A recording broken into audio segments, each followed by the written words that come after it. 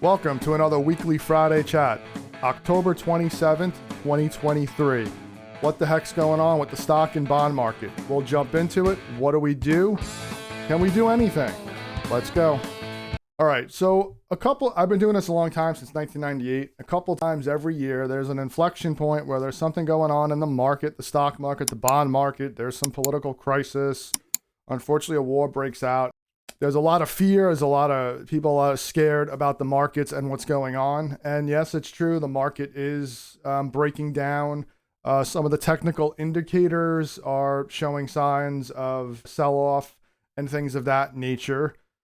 But instead of showing you all these different charts, how, the S&P 500 now broke down its 200-day moving average, which is a key indicator, and how staying in the market on the best days of the year make up most of your rate of return, or more importantly, if you are out of the market on some of the best days and some of the best returns, it affects your total rate of return. It dramatically, instead of going over all charts and all things, which I've showed you, or how the 10-year treasury is hovering right around that 5% magic mark.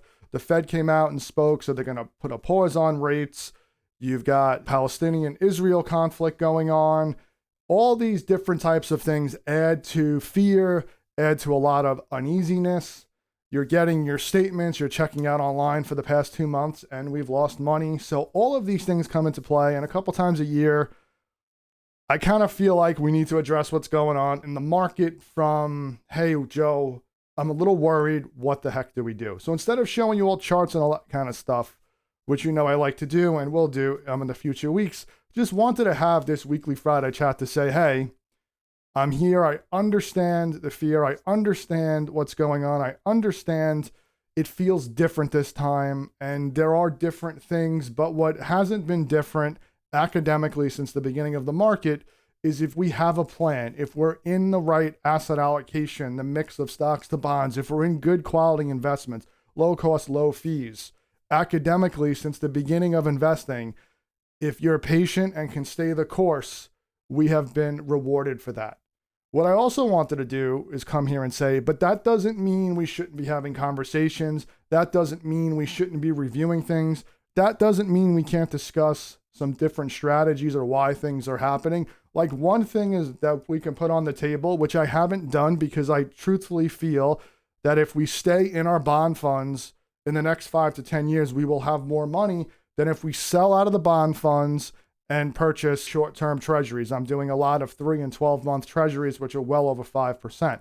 So by doing that, we would sell the bonds at probably the worst year and a half that we've had since the late 1800s, and we would lock in those losses. However, what it would also do is it would reduce the volatility in your portfolio, because these past month and a half, bonds have kind of gotten beaten up again. Up until the summer, bonds and the stock market, for that matter, were doing fine. They were doing well. The S&P 500 was up over 15, 16%.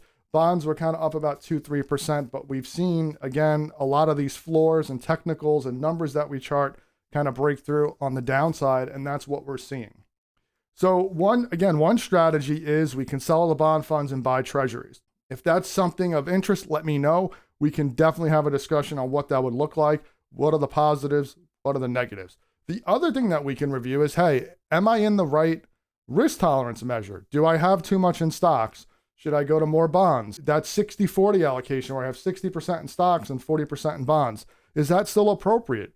Should it be more aggressive? Is now a buying opportunity? Yeah, sometimes when the market goes down, or really all the time when the market goes down, could represent buying opportunities. Or are we getting into the phase where we're just uncomfortable? We want to mitigate the downside. And by doing that, if that can stop us from to sell out of the market, to kind of go to cash or go to treasuries, that ultimately is what we should do, because as we've been taught over time, over the history of investing, panic selling or selling just because we're worried about the market isn't the right thing to do. Again, wanted to jump on here and say, I'm here. Shoot me a text, shoot me an email, give me a phone call. Let's set up a meeting. Let's discuss it. If it's of concern, of course it's of concern to everyone when you lose money. But if there's things that we need to discuss, strategies that we need to go over, I am here for you.